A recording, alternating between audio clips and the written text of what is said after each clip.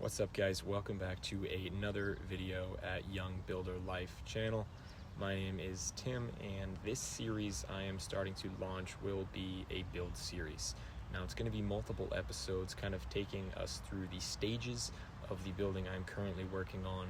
This is going to be a pretty fun process for me, both building and video editing and filming this for you guys. Hopefully overall it is educational as well as a little bit fun. Now the building that I will be working on is a 36 by 44, just typical 16-foot walls with an attic truss. However, the cool part about this building is it will have a double lean-to. And what I mean by that is one of the lean-tos on one side will be wide open, just a couple of poles in the ground. So it'll be a little bit of post-framing education for all of us. And the other side will be foundationed in and will have traditional KD studs. That is going to be much smaller, obviously, than the traditional 16-foot walls. I believe the walls for that are going to be about 9 feet high. So the pitch will be changing. So at the end of this, it is going to be a pretty aesthetically pleasing barn. It's going to kind of have that traditional barn look where it comes down at a certain angle and then slopes off to a more shallow angle.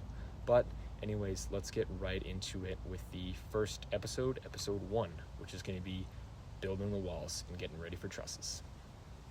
Getting right into it, guys. Today was a hot one. About 85 degrees, a lot of humidity, sun just beating down on us all day. Regardless, we did get the bottom and top plates and PT and sill seal all laid out and put down so that the next day we were ready to go to cut studs and start getting the process together to getting some walls done.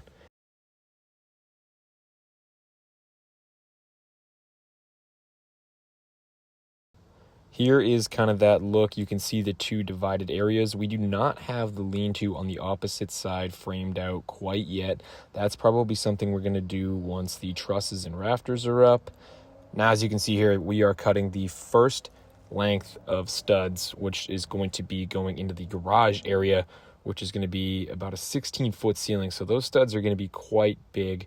And then what we like to do here is just cut all of the studs, lay them all out with the top and bottom plates all stretched so that you know exactly where to put the studs.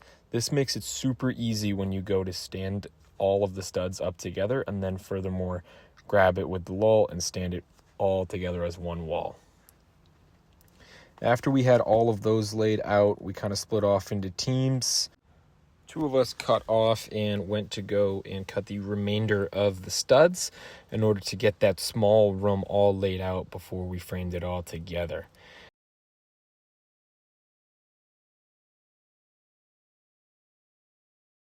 And after all of those studs are laid out, we started to use little stands, any just scrap piece of wood that would be the right length, and pick it right up. Now, we like to screw the bottom plates onto the PT with temporary screws. This helps us make sure that they are all level and can be straightened very easily, but also gives us a super stable base when we want to frame all of those studs and really just flood down the line, putting them all together. After these are all put together, what we're going to do is start figuring out the header, jack, cripples, and sill measurements so that we can put all of those together. As you can see, we did that pretty quickly.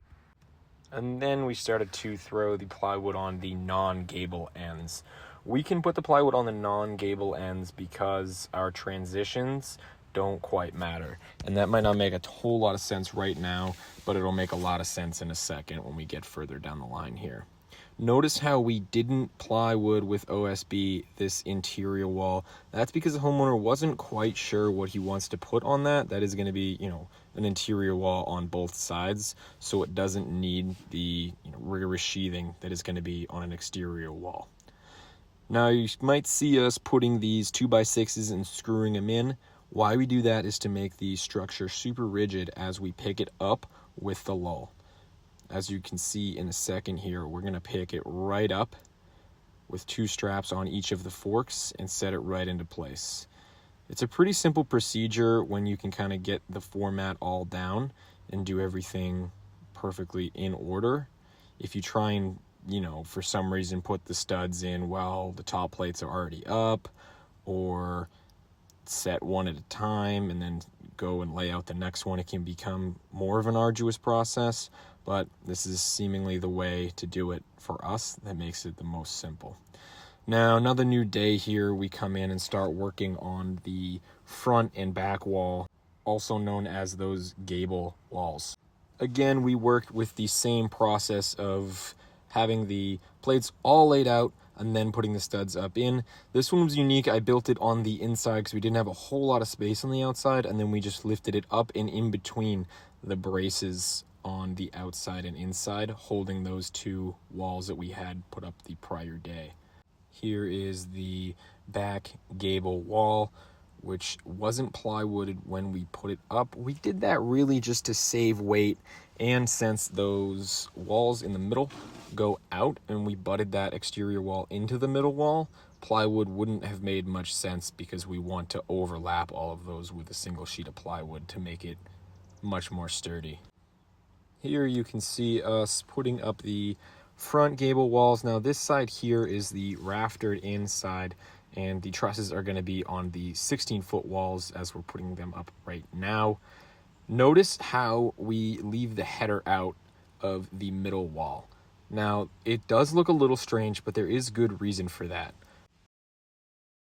And here is a half final look of what the walls look like after a day.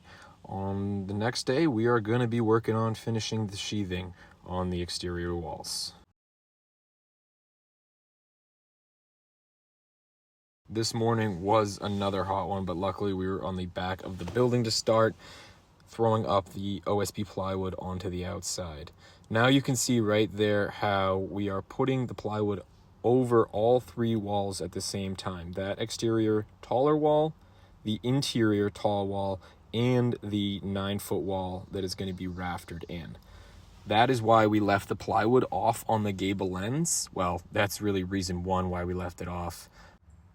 Reason two is that, as you can see here, we're not putting the top on because the trusses on the gable end are going to be sheathed as well. And when we sheathe those trusses in, they're going to sit right down perfectly with the missing sheathing of those walls. The front side sheathing was a little bit more helter-skelter. We are always of the mindset of trying to save as much plywood as possible and not use up too much material.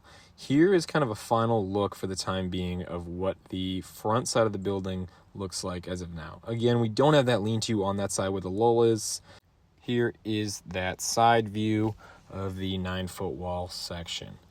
Now, if I pan out here, you're going to notice that we are missing a piece of plywood. That is just how the hour of the day fell. As you'll see, I come in and put that in first thing the next day. In here, I'm definitely going to make a video about this in the future. We have a new router tool that we had put on a broom handle stick and screwed some PVC plastic to. This thing is awesome. In settings like these, it's not super necessary to cut plywood right off like that, but if there's a window over your head or the window is flat, like if you saw us beforehand when the walls were flat on the ground, this thing is amazing for cutting out windows, doors, and other things like that. A skill saw and some skill. This thing makes it super easy. Just as you see here, I do this door pretty quickly. It has a bit that'll just bump into whatever is behind it, so it glides right along the edge.